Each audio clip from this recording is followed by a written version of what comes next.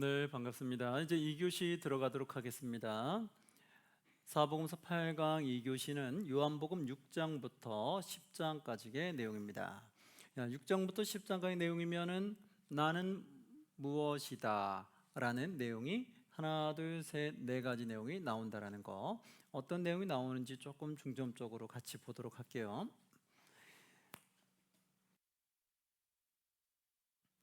자, 그럼 우리 6장 한번 보도록 하겠습니다.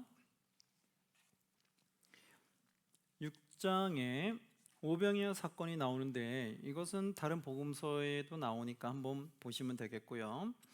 여기서 우리가 알 수 있는 것은 7절에 보니까 빌립이 대답하되 각 사람으로 조금씩 받게 할지라도 200데나리온의 떡이 부족하리다 이렇게 나오죠. 사람들이 얼마나 많이 모였는지 한 끼 식사를 대접하는데 드는 비용이 200데나리온이 넘을 거다라고 말하게 돼요. 여러분 200데나리온 하면 이제 우리 화폐 단위를 아시면 알겠죠. 데나리온은 며칠 일한 품삯이에요? 하루 일한 품삯이라겠죠. 그래서 하루 일한 품삯을 우리가 현재로 조금 바꿔서 한 10만 원 정도 우리가 번다라고 예상을 했을 때 200데나리온은 한 얼마가 되나요? 그렇죠. 한 2천만 원 돈이 되죠. 그러니까 한 끼 식사를 대접하는데 2천만 원 돈이 들어가는 거예요. 그러니 어마어마한 돈이 들어가는 거죠. 그만큼의 큰 비용이기 때문에 제자들도 부담이 됐어요. 이들을 어떻게 먹입니까? 그러자 이제 우리가 잘 아는 것처럼 9절에 여기 한 아이가 있어 보리떡 5개와 물고기 2마리를 가지고 있나이다. 그래서 보리떡 5개와 물고기 2마리, 오병이어 사건으로서 예수님이 기적으로 그들을 먹이시는 걸 보게 되죠. 그래서 역시 사람이 아니구나라는 걸 깨닫게 되죠. 여러분, 사람이 어떻게 200데나리온 되는 그들을 어떻게 먹일 수 있겠어요? 못 먹이잖아요. 여기 어떤 사람도 뛰어나다고 해서 사람 놓고서 우리 그 많은 숫자를 먹여보세요 이러면 누가 먹일 거예요? 아무도 못 먹이죠. 그럼 그들을 먹였다는 기적을 일으킨 분은 결국 누구예요? 신적인 존재라는 것밖에 할 수가 없잖아요. 그래서 신적인 존재라는 것을 인정 안 할 수가 없게끔 되는 역사심이 나타났죠. 자, 그 내용은 한번 쭉 읽어보시면 되겠고요. 그 다음에 19절에 보면 제자들이 노를 저어 시별이쯤 가다가 예수께서 바다 위로 걸어 배에 가까이 오심을 보고 두려워하거늘. 바다 위로 예수님 걸어오신 사건 앞에서 보셨기 때문에 한번 읽어보시면 되겠고요. 27절에 한번 보시면 이렇게 제자들에게 하신 말씀이 있는데 27절 함께 봉독합니다. 썩을 양식을 위하여 일하지 말고 영생하도록 있는 양식을 위하여 하라. 이 양식은 인자가 너에게 주리니 인자는 아버지 하나님께서 인치신 자니라. 아멘. 자, 우리가 깨달을 것은 썩을 양식을 위하여 일하지 말고 무엇을 위해서? 영생하도록 있는 양식을 위하여 하라. 그렇죠. 우리가 이 땅에 살아가는 것은 썩을 양식은 무엇을 말하겠어요? 이 세상을 위해서 살아가는 것을 말하는 거고, 이 세상에 있는 것은 어떠한 것도 영원한 게 없죠. 그렇죠. 우리의 육신도 건강도 영원하지 않잖아요. 이 땅에 있는 물질도 또 이 땅에 있는 어떠한 것도 다 영원하지 않죠. 다 세월이 지나면 다 무너지고 망가지고 없어지게 되어 있어요. 그래서 없어질 것, 영원하지 않는 것을 위해서 살아가지 말고 영생하도록 있는 양식을 위하여 살아가라, 이렇게 말해야죠. 그러면 이 세상을 위해 살아가는 것이 아니라 어디에 마음을 두고? 하늘에 마음을 두고 하나님 나라의 마음을 두고 살아가라는 거예요. 그러니까 우리는 이 땅의 세상을 위해서 살아가는 것이 아니라 하나님 나라를 위해서 살아가야 된다는 거예요. 그래서 우리가 이 땅에서 물질이 많이 필요한 것도 내가 세상을 위해서 필요한 것이 아니라 하나님 나라를 위해서 필요해야 된다고요. 그걸 우리가 인식해야 되는 거예요. 물질이 나쁘다는 게 아니에요. 그렇죠? 그러나 어디에 목적을 두냐가 중요한 거예요. 하나님 나라를 위해서 내가 물질이 많이 필요한 건지, 아니면 이 세상의 탐욕과 욕심을 위해서 물질이 많이 필요한 건지, 그걸 구분하셔야 되는 거예요. 내가 이 세상의 탐욕과 욕심 때문에 물질이 많이 필요하다고 물질을 향해 달려가는 사람은 썩을 양식을 위해 살아가는 거예요. 그러나 내가 하나님 나라를 위해서 물질이 많이 필요하다고 그 물질을 구하는 자는 영생하는 양식을 위해 살아간다는 거예요. 그래서 그러한 자들은 똑같이 물질이 생겨도 사용하는 게 달라요. 세상의 탐욕과 욕심 위해서 물질을 구하는 자는 물질이 많이 생겼을 때 나를 위해서 살아가게 돼요. 그러나 하나님 나라를 위해서 물질을 구한 자에게 물질이 주어졌을 때는 누구를 위해 사용하나요? 하나님 나라를 위해서 사용한다는 거예요. 그러니까 그 물질이 쓰는 각 처가 다른 거죠. 그리고 마음도 다르고 모든 것들의 행함도 달라지는 거죠. 그래서 우리가 항상 하늘에 마음을 두고 물질을 구하셔야 돼요. 건강도 하늘에 마음을 두고 구하셔야 돼요. 그것이 이제 달라지는 거다. 그래서 그러한 자는 어떻게 물질을 어떻게 사용할지를 알게 되고 건강과 지식을 어떻게 사용할지를 알게 된다. 그게 바로 하늘에 마음을 두고 살아가는 사람들의 모습이다. 오늘 이 말씀을 듣는 여러분들은 하늘에 마음을 두고 살아가시기를 주의 이름으로 축원합니다. 네, 그게 멋진 거죠. 똑같이 돈을 벌어도 어떻게 사용하는지가 전혀 차원이 다르게 되죠. 자, 그러면서 계속해서 내용 한번 보시고요. 35절 말씀입니다. 35절 함께 봉독합니다. 예수께서 이르시되 나는 생명의 떡이니 내게 오는 자는 결코 줄이지 아니할 터이요 나를 믿는 자는 영원히 목마르지 아니하리라. 아멘. 자, 이제 여기서 나오죠. 예수께서 나는 뭐다? 생명의 떡이다. 바로 여기서 나는 무엇이다 라고 표현한 거 지금 6장에 처음으로 등장하게 됐는데요. 그게 바로 나는 생명의 떡이다. 그래서 나에게 오는 자는 영원히 목마르지 아니한다. 또 배고프지 아니한다 라는 말씀하는데 38절에 이렇게 말해요. 내가 하늘에서 내려온 것은 하늘에서 내려왔잖아요. 하나님이 보내셔서 내려온 것은 내 뜻을 행하려 함이 아니요. 그것은 예수님의 뜻을 행하기 위한 것이 아니라 누구의 뜻을 행하기 위한 거래요? 나를 보내신 이의 뜻을 행하려 합니다. 아멘. 바로 이거 예수님도 이 땅에 오신 이유는 예수님 뜻을 행하기 위한 것이 아니라 나를 보내신 이 하나님의 성부 하나님의 뜻을 행하기 위한 거라잖아요. 그럼 우리도 이제 이 땅을 살아가는데 내 뜻을 행하기 위해서 살아가야 돼요. 나를 이 땅에 나를 보내신 나를 태어나게 하신 성부 하나님의 뜻에 따라 살아가야 될까요? 그렇죠. 성부 하나님 뜻에 따라 살아가는 거죠. 그게 일치돼야 되는 거예요. 예수님도 그러시잖아요. 예수님도 나는 내가 이 땅에 온 것은 내 뜻을 행하려 함이 아니라 나를 보내신 뜻을 행하기 위한 거다. 우리도 이 땅에 태어난 것은 내 뜻을 행하기 위한 것이 아니라 하나님의 뜻을 행하기 위한 거다라고 고백하셔야 돼요. 그게 참된 믿음이라고 해요. 그럼 이제 우리는 알잖아요. 내가 이 땅을 살아가는 것은 내 뜻을 이루기 위한 것이 아니라 하나님 뜻을 이루기 위한 거다. 그럼 하나님 뜻을 이루기 위해서 내가 어떻게 해야 되는가? 라는 게 이제 퀘스천이 붙으면 어떻게 살아가는지 삶이 방향이 나오겠죠. 그럼 그 삶대로 걸어가시면 되는 거예요.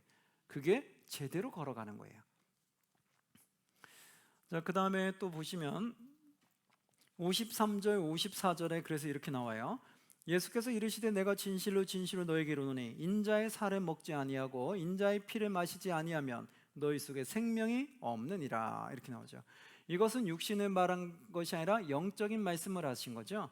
육신의 살, 육신의 피를 먹으란 뜻이 아니라 바로 내가 생명의 떡이니까 예수님을 영접한 자가 영원한 생명을 얻듯이 나의 살과 피를 마시라는 것은 예수님의 그 영적인 것을 내 안으로 모시라는 것을 말하는 거예요. 예수님을 내 안에 온전히 모셨을 때 내가 영원한 생명을 얻는다.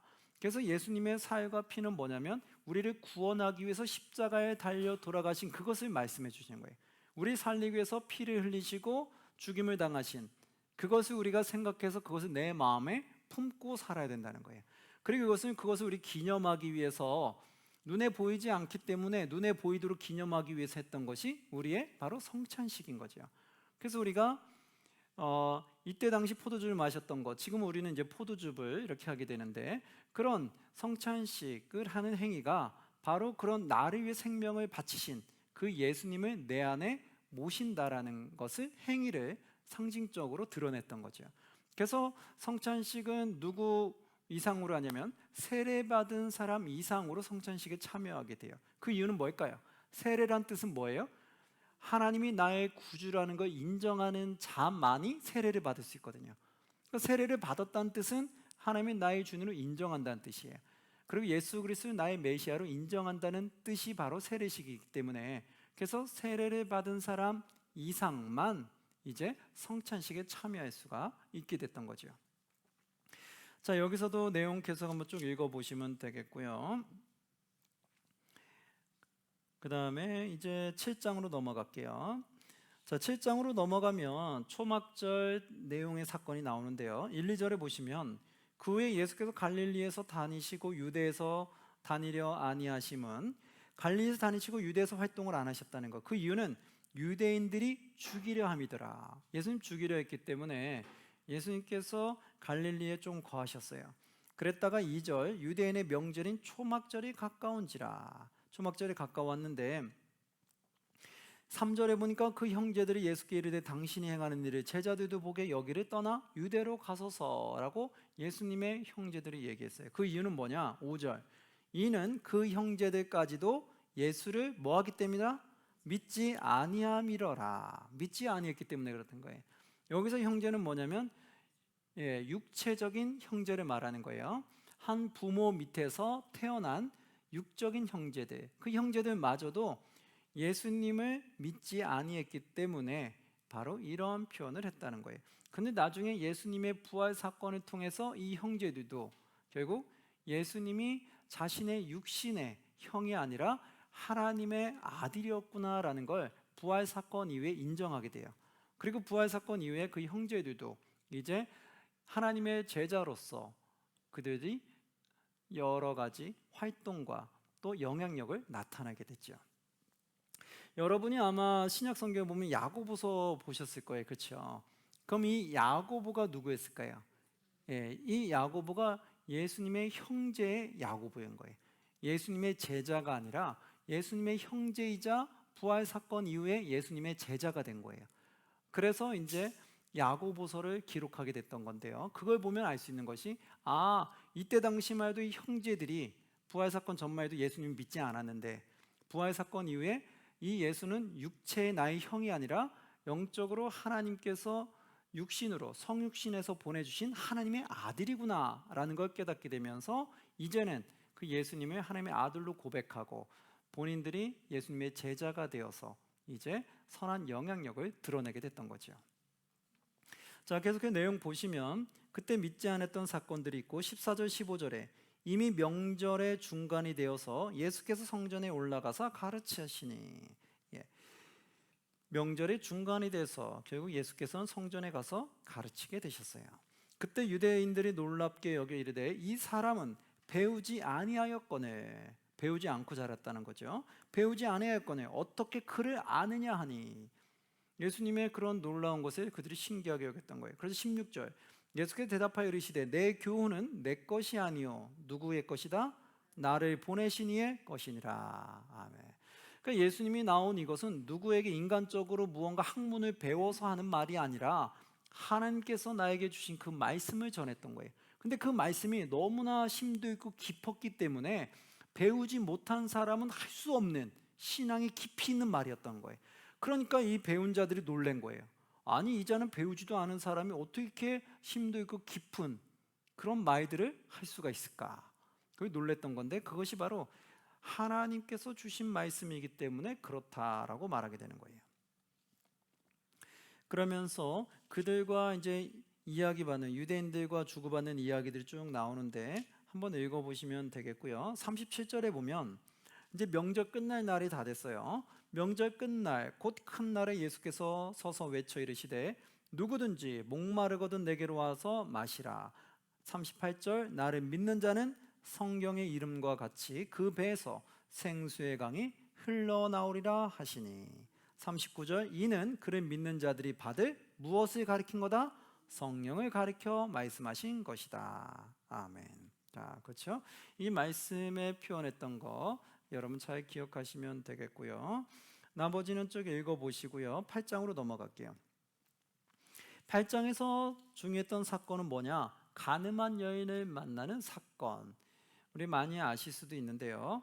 한번 8장 1, 2절에 이렇게 나와요. 예수는 감람산으로 가시니라. 아침에 다시 성전으로 들어오시니 백성이 다 나오는지라.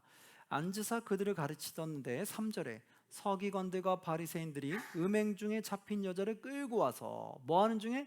음행 중에 끌고 왔어요. 4절에 예수께 말하되 선생이여 이 여자가 간음하다가 현장에 잡혔나이다. 5절에 보니까 이 모세법에는 이랬다는 거예요. 모세는 율법에 이러한 여자를 뭐 어떻게 하라? 돌로 치라 명하였거니와 선생은 어떻게 말하겠나이까. 모세법에는 간음한 사람 걸리면 돌로 치라고 했다는 거예요. 그런데 선생은 어떻게 말하겠나이까 라고 지금 시험을 하는 거예요. 그때 6절에 보니까 예수께서 잠깐의 시간을 갖게 만듭니다. 그들이 이렇게 말하면 고발할 증거를 얻고자 하여 예수를 시험함이더라. 예수께서 몸을 굽히사 손으로 땅에 쓰시니 7절 그들이 묻기를 마지 아니하는지라. 이에 일어나 이르시되 땅에 무언가 이렇게 좀 쓰시더니 시간의 텀을 두시더니 일어나서 이렇게 말합니다. 너희 중에 죄 없는 자가 먼저 돌로 치라 하시고. 아주 명언이었죠. 뭐 없는 자가 먼저 치라고요? 죄 없는 자. 참 여러분, 죄 없는 사람이 어디 있어요? 없잖아요. 누구나 다 죄가 있잖아요. 죄 없는 자가 치라니 이거 어떡하겠어요? 누구도 이런 말을 할 줄 몰랐을 거예요. 그러자 다 이 말씀을 하시고 그들에게 또 생각할 수 있는 시간을 줍니다. 8절 다시 몸을 굽혀 손가락으로 땅에 쓰시니. 9절 그들이 이 말씀을 듣고 무엇의 가책을 느껴요? 양심의 가책을 느껴. 양심의 가책을 느끼죠. 어른으로부터 시작하여 젊은이까지 하나씩 나가고 오직 예수와 그 가운데 섰는 누구만 남았다? 여자만 남았더라. 그 많은 사람이 돌로 치려고 왔다가 예수님이 이 말씀을 듣고 다 떠나가고 예수 여자만 남았어요. 그러면 누구는 사람들을 이렇게 이제 말하게 돼요. 예수님이 그러면 이 간음한 죄를 그러면 어떻게 한 거냐? 용납하신 거냐? 아니면 이것을 죄라고 인정하신 거냐? 이걸 또 신학적으로 묻는 분들이 많이 있었어요. 이 사건을 보고. 근데 이 사건을 보면서 봐라, 간음한 여인도 하나님이 용납하셨거늘 너희가 어떻게 또 다른 죄악을 지른 사람들을 용납하지 않을 수 있느냐, 이렇게 해서 엮여가는 경우가 있었어요. 이 엮여가는 사람 중에 한 명이 뭐라고 말했냐면 이걸 가지고 얘기했어요. 동성애를 짓는 사람도 받아들여야 되지 않느냐. 간음한 여인도 예수님이 이렇게 받아들였는데 동성애자도 받아들여야지 그걸 죄라고 너희가 정죄하면 되겠느냐, 이렇게 끌어온 사람이 있었어요. 그런데 여러분, 그게 말이 맞을까요, 안 맞을까요? 그거는 성경 말씀을 잘 모를 때 하는 소리예요. 어설프게 말씀을 알았을 때 끼워 맞추기 식으로 하는 건데 그거는 아주 성경에 대해서 잘못 알았던 무지한 말이라는 거예요. 왜냐하면 뒤에 말씀에 보면 나오거든요. 예수님이 그것을 절대로 용납한 게 아니거든요. 우리 모두 다 죄인이기 때문에 우리 죄를 하나님이 용서해 주지 않으면 아무도 천국에 갈 수 있는 사람이 없잖아요. 그렇기 때문에 용서는 해주지만 그걸 죄를 짓는 것을 용납은 안 하신다는 거예요. 한번 볼까요? 10절 11절에 이렇게 나옵니다. 예수께서 일어나사 여자 외에 아무도 없는 것을 보시고 이르시되 여자여 너를 고발하던 그들이 어디 있느냐? 너를 정죄한 자가 없느냐? 11절 대답하되 주여 없나이다. 이러자 예수께서 이르시되 이렇게 말하죠. 나도 너를 정죄하지 아니하노니. 그 말은 뭐냐면 내가 너를 용서해 주겠다는 거예요. 용서해 주노니 가서 다시는 뭐 하지 말라? 죄를 범하지 말라 하시니라. 그죠? 다시는 죄를 범하지 말라는 거예요. 이 간음한 것은 죄라는 것을 예수님도 말씀하신 거잖아요. 그런데 이 죄를 계속 행하지 말라고 하죠. 동성애는 성경에서 죄라고 나와요? 아니라고 말해요? 죄라고 나오죠.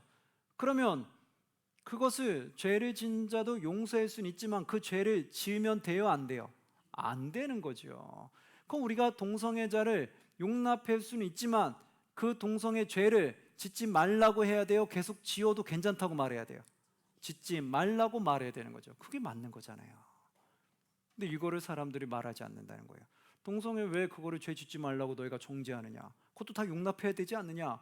이렇게 하면서 간음한 여인이 끌어오는데 그거는 이 말씀을 정확히 몰라서 그런 거예요. 예수님 간음한 것이 죄가 아니라고 말한 적이 없어요. 그렇죠? 그 죄라는 거 예수님도 아시는 거예요. 근데 그 죄를 누구도 우리의 죄를 용서해 주지 않으면 우리 누구도 이 죄를 하나님이 용서해 주지 않으면 천국 갈 사람이 아무도 없는 거예요. 그래서 하나님이 용서해 주지만 그 죄는 죄라는 것을 명확히 말씀하시고 죄를 짓지 말라라고 분명히 말씀하셨다는 거. 그래서 우리는 우리가 죄를 진 거에 대해서 하나님께 회개를 구하고 용서를 받았다고 해서 그 다음 그 죄를 계속해서 또 지면 돼요, 안 돼요? 안 되죠. 죄를 짓지 않으려고 노력해야 되는 거예요. 동성애자들도 동성애를 했어요. 그럼 하나님께 다시 나아옴으로 말미암아 용서함을 받았어요. 그럼 그 죄를 계속 지어야 돼요? 짓지 않으려고 노력해야 돼요? 그렇죠. 짓지 않으려고 노력해야 되는 거죠. 그래서 명확하게 죄는 죄라고 말하고 우린 누구도 죄를 짓지 않으려고 노력해야 되는 거죠. 하나님을 영접한 자라면, 예수님을 영접한 자라면 당연히 죄는 죄다라고 말할 수 있어야 되는 거예요. 그러나 우리 모두 다 죄인이기 때문에 하나님 앞에 용서함을 받을 수가 있죠. 그러나 그 죄를 죄라는 것은 확실하게 인정을 하셔야 돼요. 그 인정을 안 한다, 그것이 바로 하나님 앞에 죄악인 거예요. 예수님도 절대 그를 죄가 아니라고 말한 적이 없어요. 그건 죄다, 그래서 범하지 말라, 다시는 범하지 말라라고 분명히 말씀하셨다는 거. 자, 12절로 갈게요. 8장 12절에 보면 예수께서 또 말씀하여 이르시되 나는 무엇이라고 말해요? 세상의 빛이다. 이제 두 번째 표현한 말이죠. 나는 세상의 빛이니 나를 따르는 자는 뭐에 다니지 아니한대요? 어둠에 다니지 아니하고 무엇을 얻는다? 생명의 빛을 얻는다. 그렇죠. 분명히 예수님을 영접해서 예수님을 떠나는 자는 어둠에 다니지 아니한다고 했죠. 어둠은 뭘 말했어요? 어둠은 내 뜻대로 살아가는 건데 그것에 선하게 살던 나쁘게 살던 내 뜻대로 살아가는 것이 어둠인데 거기에는 선과 악이 둘 다 공존해 있을 수밖에 없죠. 그래서 어둠에 다니지 아니한다는 것은 즉 나쁜 행위를 한다는 거예요? 하지 아니한다는 거예요? 안 한다는 거예요. 그러니까 예수님을 영접한 자는 나쁜 행위를 할 수가 없다는 거예요. 이해되시겠죠? 그래서 우리가 꼭 기억하셔야 돼요. 예수님을 믿는데 나쁜 행위를 하며 살아간다, 그 자는 절대로 빛에 거하는 자가 아니라는 거예요. 이제 우리 영적으로 빨리 분별해야 돼요. 우리 자신도 빨리 돌아봐야 돼요. 나는 지금 하나님 믿는다면서 계속 악한 행위를 하고 있는가? 회개하지 아니하고 나는 계속해서 그 악하게 나는 살아가고 있는가? 나쁘게 살아가고 있는가? 그럼 나는 뭐예요? 빛에 거하는 거예요? 거하지 않는 거예요? 거하지 않는다는 거예요. 근데 나는 내가 나쁘게 살아가는 것을 끊임없이 회개하면서 그러한 죄를 안 지으려고 노력한다. 그럼 나는 빛에 거하는 거예요? 어둠에 거하는 거예요? 그때는 빛에 거하는 거죠. 왜? 내가 그거 어둠인 걸 인식했고 어둠을 벗어나려고 회개하면서 계속 빛으로 가려고 노력하잖아요. 그것은 구원받은 자만이 할 수 있는 행위라니까요. 구원받지 않은 자는 그 악을 회개할 생각을 안 해요. 나쁜 행위를 회개하려고 안 해요. 왜? 난 나니까, 내가 주인이니까 그냥 나는 그 악한 나쁜 행위를 하는데 끊임없이 그냥 하는 거예요. 누가 뭐라고 주변에서 하던 말던 나는 계속해서 나쁘게 행동하는 거예요. 사람들에게 피해 주는 행위를 계속해서 끊임없이 하고 교회에 피해를 주는 행위를 계속해서 하고 있는 거예요.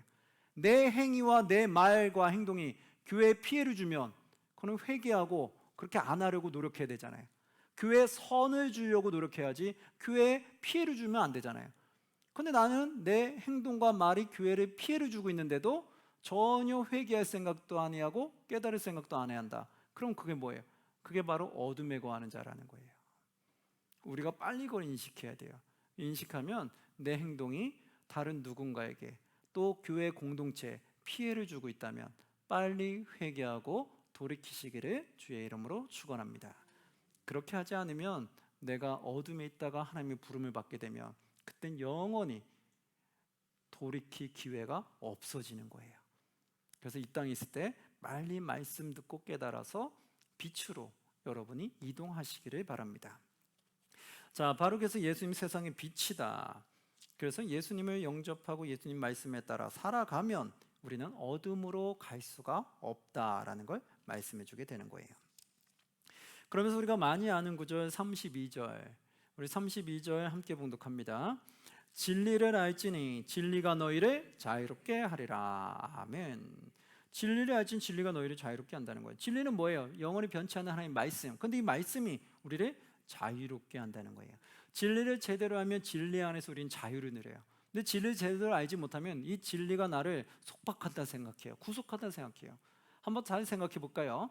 진리를 한번 볼게요. 진리에는 나쁜 행위가 있어요? 없어요? 없지요. 그 나쁜 행위를 했던 사람도 진리를 받아들인 사람은 나쁜 행위를 회개하고 선한 행위로 돌이키려고 하죠. 그럼 이 세상에 어떤 죄악을 저지르고 있는 어떠한 범죄자들도 진리를 받아들이면 그 나쁜 행위를 벗어던지고 선한 행위로 오려고 노력하겠죠. 그러면 진리 안에 거하는 사람들이 많으면 많을수록 내가 세상을 살기가 편해요, 더 힘들어져요? 편해져. 그런데 진리를 받아들이지 않은 사람들이 세상에 많으면 많을수록 내가 이 거리를 다니는 것이 더 두려워져요, 더 편해져요? 더 두려워지죠. 바로 그거예요. 진리를 받아들이지 않은 자들이 많으면 많을수록 세상에 수많은 범죄가 넘치기 때문에 세상을 살기가 더 힘들어지는 거예요. 사람을 믿을 사람도 없어지는 거고, 내 자녀도 얘가 언제 어떠한 범죄에 이 아이가 속할지 모르기 때문에, 빠져들지 모르기 때문에 늘 걱정하게 되는 거예요. 그리고 그 범죄의 대상이 될까 봐 걱정이 되는 거예요. 그래서 밤에도 우리 아이가 못 나가게 하기 싶은 거예요. 왜? 밤중에 잘못 거리에 나갔다가 괜히 죽음을 당할 수도 있잖아요. 세상이 악해져 가니까 그런 거라고요. 그래서 진리에 거하면 거할수록 더 마음이 평안해지고 자유로워질 수밖에 없는 거예요. 우리가 이 진리를 거하는 게 어렵다는 말은 뭐냐면 내가 아직 어둠에 있는 게 더 좋기 때문에 그런 거예요. 왜? 이 어둠을 벗어던지기 싫으니까 이게 너무 싫은 거예요. 왜? 어둠을 벗어버리고 내가 선한 길로 가는데 이게 나한테는 불편한 거야. 나는 내가 하고 싶은 데는 막 못된 행위를 막 하고 싶었던 거야. 못된 말도 좀 하고 싶고, 싸움도 좀 하고 싶고, 막 거짓말도 하고 싶고, 속이기도 하고 싶고, 남의 거 속여서 빼앗고도 싶고, 부모한테 함부로 막 하고 싶고, 막 이게 내 자아가 잔뜩 있는데 이걸 못하게 해버리는 거예요. 진리에 딱 가니까 이게 숨 막히는 거예요. 내가 하나님 믿고 나니까 부모님한테 함부로 못해, 사람들한테 함부로 말할 수가 없어, 이제는 누군가 속여서 무언가 많은 것을 취할 수도 없어. 이게 모든 것들이 내 죄악이 가득하다 보면 진리 안에 살아가는 게 답답하게 느낄 때가 있는 거예요. 그래서 내가 진리 안에 자유를 얻지 못하는 사람들의 특징은 내가 어둠에 거하는 것을 더 좋아하는 마음이 가득할 때, 그땐 여러분 진리 안에 있는 게 내가 자유를 못 누려요. 오히려 진리 안에 있는 게 나를 속박한다 생각해요. 나를 구속한다. 내가 하고 싶은 막 그런 못된 행위들을 못하게끔 막으니까 너무 힘이 든다, 이렇게 생각할 수 있다고요. 그런 여러분 그런 말 들어요, 안 들어요? 듣죠? 내가 교회를 가니까, 교회를 다니니까 막 이런 말도 못하겠고 저런 행동도 못하겠고, 내가 교회 다니니까 너무 제약된 게 너무 많아, 이렇게 말하는 분도 있죠. 그게 뭐예요? 아직 내가 미성숙하다는 거예요. 미성숙한 자들한테는 아직 이 진리가 나에게 자유로 오기가 힘들어요. 그러나 성숙해지면 이제 깨달아요. 아까 말한 것처럼 내가 악한 행동 다 하고 싶듯이 다른 세상 사람들도 진리 안에 거하지 않아서 악한 행동 다 하면 이 세상이 어떤 세상이 되겠어요? 범죄의 도시가 되겠죠. 그럼 이 세상은요, 마음 편하게 살 수 있는 세상이 아니라니까요. 그게 오히려 더 두려운 세상이라니까요. 그런데 진리 안에 거하고 내가 악을 버리고 선으로 돌아오면 나로 인해서 다른 사람들도 선한 영향을 받을 테고, 또 나로 인해 누군가 구원받은 자, 진리를 받아들인 사람들이 많으면 그들도 악을 버리고 선으로 돌아올 거 아니에요. 그러면 이제는 세상 사는 게 더 평안해지죠. 그전에는 막 불안했던 게 지금은 평안해지고, 이제는 믿을 사람도 많아지고, 그러니까 더 내가 낙을 누릴 수밖에 없잖아요. 그래서 진리를 제대로 아시는 분은, 진리 안에 거하는 자는 이 진리가 얼마나 나를 자유케 하는지 아는 거예요. 진리 안에 있는 것이 나에게 행복이고, 많은 사람들이 진리 안에 거할 때 그 행복함이 더 증폭될 수 있구나라는 걸 깨닫는 거예요. 그럼 그전에는 내가 막 속박된다, 구속된다 생각했지만 이제는 진리 안에 있는 게 더 행복하다라는 걸 깨닫게 되는 거예요. 이해되시죠, 여러분? 바로 그렇게 됩니다. 진리를 알지니 진리가 너희를 자유롭게 하리라. 진리 안에 거할 때 우리가 자유롭게 활보할 수 있는 거예요. 마음 편하게, 그리고 내가 육신으로도 영적으로도 더 자유롭게 생활할 수 있게 된다. 34절 그래서 이렇게 말하잖아요. 34절 보면 예수께 대답하시되 진실 진실로 너희에게 이르노니 죄를 범하는 자마다 무엇의 종이다? 죄의 종이다. 그렇죠. 죄를 우리가 짓고 있으면 그건 죄의 종인 거지 하나님의 종이 될 수가 없는 거예요. 그러니까 우리는 이 죄를 빨리 끊어내야 된다는 거예요. 그래서 이 끊어내는 사람들이 많으면 많을수록 세상 살기가 더 좋아진다, 안 좋아진다? 그렇죠, 좋아진다. 죄를 끊는 사람들이 많으면 많을수록 세상은 살기가 더 좋아진다. 그래서 우리도 우리 안에 있는 죄를 빨리 끊어야 돼요, 안 끊어야 돼요? 끊어야 되죠. 믿는 우리부터 죄를 끊어내시기를 바랍니다. 자, 그러면서 44절에도 보니까 이 마귀가 어떤 특징을 갖고 있는지를 말해주게 되는데요. 44절 보시면 너희는 너희 아비 마귀에게서 났으니, 악을 행하는 자예요. 마귀에게서 났으니 너희 아비의 욕심대로 너희도 행하고자 하는지라. 너희도 결국 이 욕심에 따라 살아가게 되고, 그는 처음부터 뭐한 자다? 살인한 자다. 진리가 그 속에 없으므로, 그렇죠? 마귀한테는 진리가 그 속에 없어요. 그 속에 없으므로 진리에 서지 못하고 거짓을 말할 때마다 제 것으로 말하나니 이는 그가 뭐하기 때문에 거짓말쟁이요 거짓의 아비가 되었습니다. 마귀의 특징들은 욕심이 가득하고 살인하는 자고 진리에 거하지 못하고 거짓말쟁이고 거짓의 아비가 된다. 그렇죠? 여러분, 바로 마귀는 그런 거예요. 거짓말하게끔 만들고 사람들을 살인하게끔 만들고 진리에 거하지 못하게끔 만들고 욕심이 가득하게 만든다는 거예요. 여러분, 이게 마귀의 속성이라고요. 그래서 우리가 거짓말을 많이 하는 사람들, 거짓말을 잘하는 사람들, 사람들을 잘 속이는 사람들, 이 사람들은 결국 뭐예요? 하나님 안에 거하는 자예요? 아니면 마귀에게 거하는 자예요? 그렇죠, 마귀에 거하는 자죠. 그래서 하나님 믿는 자들은요, 거짓말하는 걸 좋아하시면 안 돼요. 이해되시겠죠? 교회 다닌다 하면서 거짓말 잘 하시는 분들 절대로 하나님 안에 거하는 거 아니에요. 마귀 안에 거하는 거예요. 교회 다닌다 하면서도 사람들 사기 행각을 하시는 분들 절대로 빛에 거하는 거 아니에요. 그것은 마귀 안에 거하는 거예요. 그래서 마귀 안에 거하는 자, 마귀가 그런 거짓말하는 자, 살인한 자, 진리 안에 거하지 않기 때문에 우리가 거짓말을 잘하거나 남들을 잘 속이거나 막 이런 행동하는 분들, 폭력을 행하거나 이런 분들은 다 마귀의 자손인 거예요. 하나님의 자손은 폭력을 행하거나 그렇게 하지 않다니까요. 요즘에 여러분 성폭행 많이 일어나잖아요. 그럼 성폭행 일어나는 거는 누구의 자식인 거예요? 그게 바로 마귀의 자식인 거라고요. 그래서 하나님의 자녀가 되면 그런 일을 할 수가 없다니까요. 그래서 그런 행위들은 다 마귀가 주는 행위이기 때문에 그런 행위는 결코 진리를 쫓는 사람에게서는 있어서는 안 된다라는 거예요. 다음 내용들은 한번 쭉 읽어보시면 되겠고요. 9장으로 넘어갈게요. 9장에서는 실로암에서 맹인 치유받는 사건이 있어요. 1, 2절 보면 예수께서 길을 가실 때 날 때부터 맹인된 사람을 보신지라. 날 때부터 맹인된 사람이에요. 그러자 2절에 사람들이 이렇게 물어요. 제자들이 물어 이르되 랍비여, 이 사람이 맹인으로 태어난 것이 누구의 죄로 인함이니까? 자기의 죄 때문입니까? 아니면 부모님의 죄 때문입니까? 이렇게 나오는 거예요. 태어날 때부터 맹인으로 태어났으니까 그들이 생각하기는 이거는 다 무언가 죄를 졌기 때문에 이렇게 태어난 거야, 이렇게 말했다는 거예요. 원래 그게 아니죠.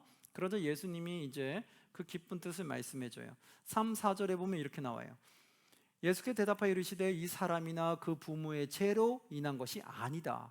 이거는 그 사람의 죄 또는 부모의 죄 때문에 이렇게 태어난 게 아니다. 그럼 뭐냐? 그에게서 하나님이 하시는 일을 뭐하고자? 나타내고자 하십니다. 아멘. 바로 그죠.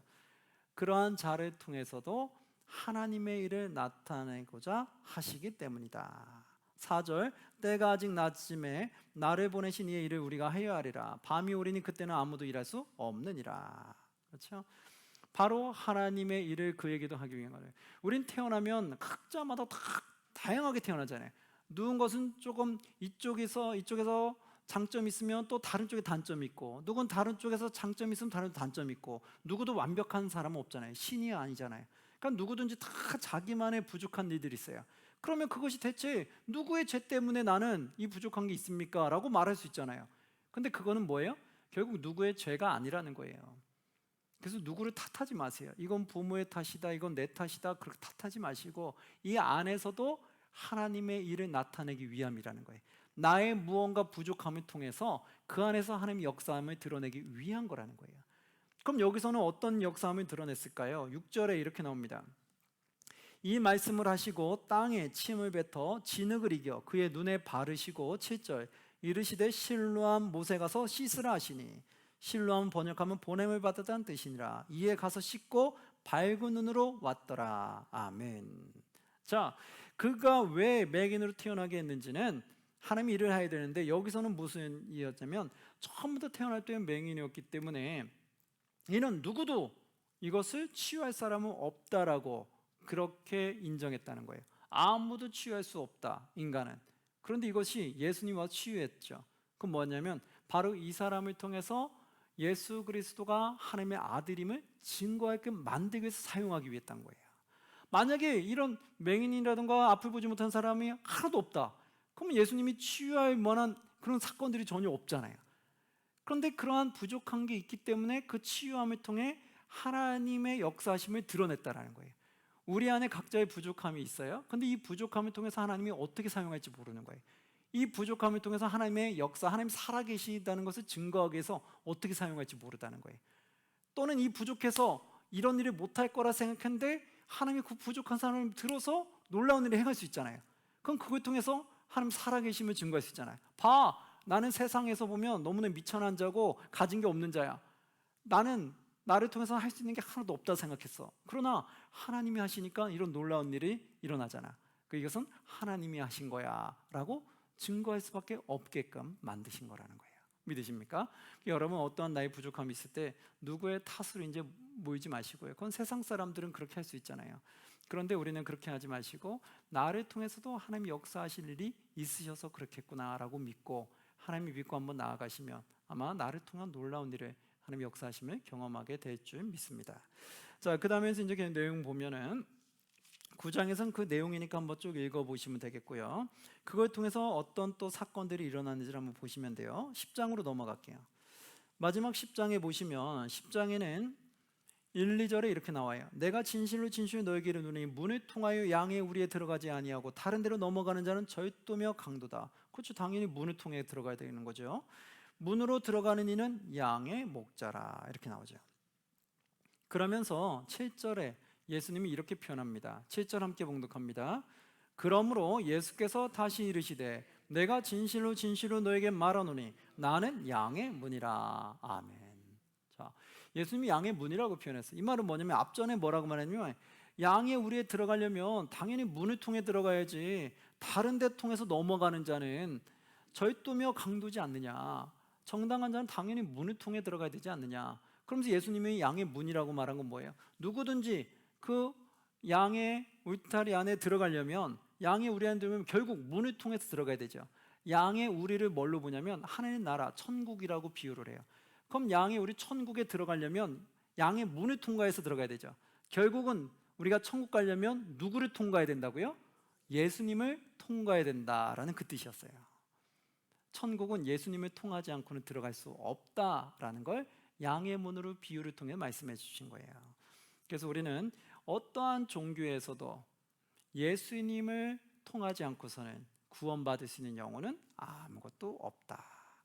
근데 우리가 말했잖아요. 다른 종교는 본인들 종교에서도 구원이 있다는 걸 말하고 싶은 거예요. 왜? 분명히 천국과 지옥이 있다니까 본인도 지옥에 가긴 싫은 거예요.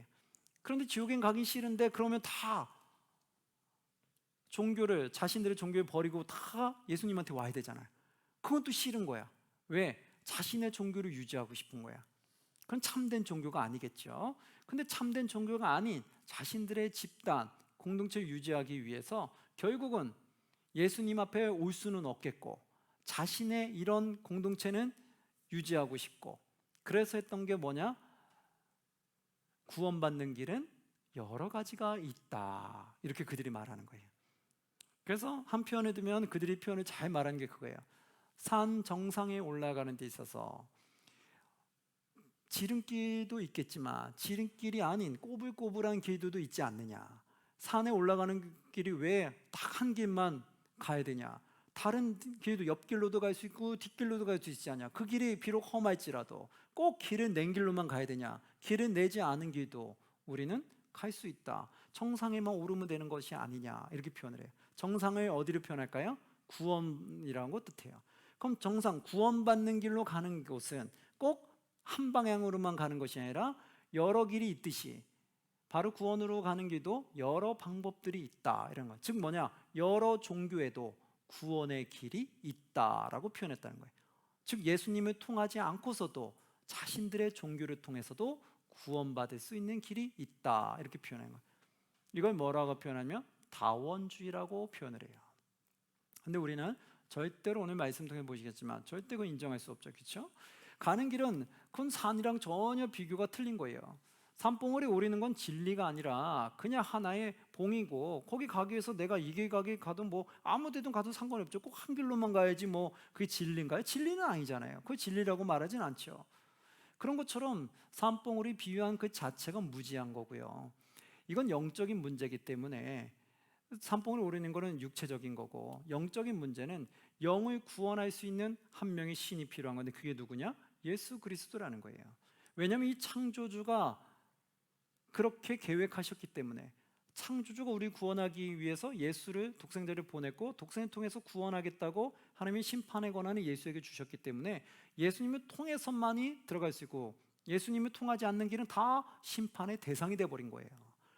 그래서 이거는 어떤 종교와 관계없이 예수님을 믿어야만 구원받을 수 있다라는 거예요. 그래서 우리가 그걸 정확히 믿고 우리는 말씀해야 돼요. 너희가 너희 종교 믿는 거 뭐라 하지 않는다. 그러나 구원받는 것만큼은, 천국 가는 것만큼은 예수님 통해서만 갈 수 있다. 그럼 우리가 명확히 말할 수 있어야 되겠죠. 자, 그래서 그 말씀이 있는데 한번 보시고요. 11절에 보면 또 하나가 뭐냐면, 11절 함께 봉독합니다. 나는 선한 목자라. 선한 목자는 양들을 위하여 목숨을 버리거니와. 아멘. 12절도 함께 봉독할까요? 사꾼은 목자가 아니요 양도 제 양이 아니라 이리가 오는 것을 보면 양을 버리고 달아나나니 이리가 양을 물어가고 또 해치느니라. 아멘. 자, 여기서 예수님을 뭐라고 표현했냐면 선한 목자다라고 표현을 했어요. 예수님 선한 목자라는 건 뭐냐면, 예수님이 그 양떼를 위해서 목숨을 내놓을 정도로 그들을 사랑한다라는 거예요. 예수님 결국 마지막 십자가를 지시면서 우리를 살리겠다고 십자가를 지셨잖아요. 바로 그 모습이 선한 목자의 모습이라는 거예요. 그래서 우리도 예수님을 쫓는 자, 그리스도인들은 결국 누구의 모습을 닮아가야 돼요? 예수님의 선한 목자의 모습을 닮아가는 거예요. 그래서 우리도 수많은 죽어가는 영혼들을 살리기 위해서 어떻게 되냐? 우리도 그들을 살리기 위해서 목숨을 걸고 나아가야 된다는 뜻이에요. 우리도 모두 다 이 세상의 선한 목자가 되는 거죠. 그걸 우리는 선한 영향력이라고 말하고, 그것도 빛과 소금의 역할이라고 말하잖아요. 빛과 소금의 역할은 우리가 쉽게 오는 게 아니에요. 그렇죠? 여러분, 세상이 빛과 소금 된다는 게 말처럼 쉬워요? 아니죠. 그만큼 본이 돼야 되는 건데, 본이 되는 삶을 사는 게 얼마나 어려워요. 나도 그냥 막 살고 싶을 때가 있잖아요. 그렇죠? 나도 내 이미지 상관 안 하고 그냥 나도 내가 하고 싶은 대로 막 좀 살았으면 좋겠다. 근데 본이 되는 사람들은 그렇게 막 살아요? 막 살지 못해요? 막 살지 않죠. 본이 된다는 그 자체가 막 살지 않는다는 거예요. 그래서 우리가 본이 되는 거예요. 야, 나는 저럴 때면은 막 나갈 것 같은데 저분은 어떻게 저렇게 행할 수가 있지? 저 상황이 어떻게 저런 말이 나올 수 있지? 저 상황이 어떻게 저런 행동이 나올 수 있지? 정말 대단하구나. 이렇게 나온다는 거죠. 그래서 본이 되는 삶은 막 사는 삶이 아니기 때문에 그게 쉽지 않은 거예요. 그래서 선한 목자라는 것도, 우리가 세상의 선한 목자는 예수님이 우리를 살리기 위해 십자가를 지셨듯이 우리도 이 세상에 죽어가는 영혼을 위해서 나도 십자가를 지고자 하는 마음을 가지고 목숨을 다해서 살아가야 된다는 거예요. 그래서 우리에게 뭐라고요? 각자의 십자가를 지고 예수님을 따르라고 했잖아요. 그 십자가 뭐예요? 죽은 영혼을 살리기 위해서 내가 희생을 감수하고 가겠노라는 거예요. 예수님은 그 희생이 죽음까지 가셨는데 우리는 죽음까지 가는 거 쉽지 않죠. 그러나 수많은 앞에 선교사들이 어떻게 됐어요? 다 죽음을 각오하고 복음을 전했잖아요. 그렇죠? 그들도 그렇게 따라간 거예요. 사도 바울도 죽음을 각오하고 간 거고. 그래서 원래는 우리가 목숨을 각오하고 가는 게 맞아요. 근데 그렇게 가는 게 쉽지는 않지만 우리가 그런 각오는 가지고 가야 된다는 거예요. 그랬을 때 그것이 우리가 선한 영향력이 드러낼 수 있는 거예요. 여러분이 이제 그리스도인들은 그렇게 사셔야 돼요. 우리 그리스도인들은 선한 목자 되신 예수님을 따라서 그렇게 살아야 된다는 생각 꼭 갖고 가셔야 돼요. 그래야지 이 세상에 아직 하나님 믿지 않는 죽어가는 영혼들을 위해서 내가 어느 정도 희생할 수 있는 거예요. 그것이 나의 십자가다라고 내가 인정하고 가는 거예요. 그래, 십자가의 길이 편하겠느냐? 편하지 않겠지. 예수님도 죽음을 무릅쓰고 가셨는데 나도 죽지는 못할 망정 그 정도 각오는 하고 나도 그 영혼을 살리기 위해서 한번 나아가 보자. 그 마음을 가지셔야 돼요. 그러면 죽은 영혼을 살리는데 따르는 여러 가지 고통과 아픔이 있을 거예요. 그 아픔을 좀 이겨낼 만한 힘이 좀 생길 거예요. 왜요? 우리가 존경하는, 우리가 믿고 나아가는 그 메시아께서 먼저 그 길을 가셨으니까. 그래서 우리가 힘을 얻고 가는 거예요. 만약에 이 길은 이제 다 가면 우리 그리스도인들은 정말 선한 영향을 많이 드러낼 거예요. 그죠? 목회자든 성도든 다 나의 주인 되신 예수님의 선한 목자의 길을 따라서 같이 가면 목회자도 선한 영향을 드러낼 거고 성도들도 선한 영향을 드러낼 거잖아요. 그 우리는 이 세상에 선한 영향력을 드러내야 되는 거예요. 그래서 교회 공동체는 다 같이 이 세상 사람들에게 선한 목자가 돼야 되는 거예요. 그래서 교회 안에서도 직분을 받으면 받을수록 더 선한 목자다운 길로 더 가셔야 돼요. 그래서 여러분 직분은 그렇게 쉽게 받을 수 있는 게 아니라는 거예요. 이해되시죠? 우리가 이런 생각 안 하고 막 직분 받은 분들 있어요. 그러면 오히려 직분 받은 것 때문에 오히려 하나님의 영광을 더 가릴 때가 있죠. 직분을 안 받았으면 좀 덜했을 텐데 직분 받고 잘못된 나의 행위 때문에 오히려 하나님의 이름을 더 욕먹게 하는 경우가 있어요. 그렇죠? 그래서 바로 그걸 생각하셔야 돼요. 직분은 내 욕심으로 받는 것이 아니라 정말 하나님의 영광을 드러내기 위해서 내가 받는 거다. 그럼 직분을 받았으면 이제 어떻게 해야 돼요? 하나님께 영광을 올려드리는 삶을 살려고 부단히 노력을 하셔야 되는 거예요. 그게 직분 받은 자의 사명이에요. 그게 직분 받은 자의 아름다움이고 묘미인 거예요. 이해되시겠죠? 자, 우리가 이러한 삶을 모두 다 살아가는 저와 여러분들이 되시기를 간절히 소망합니다. 자, 오늘은 여기까지 나가도록 하겠습니다.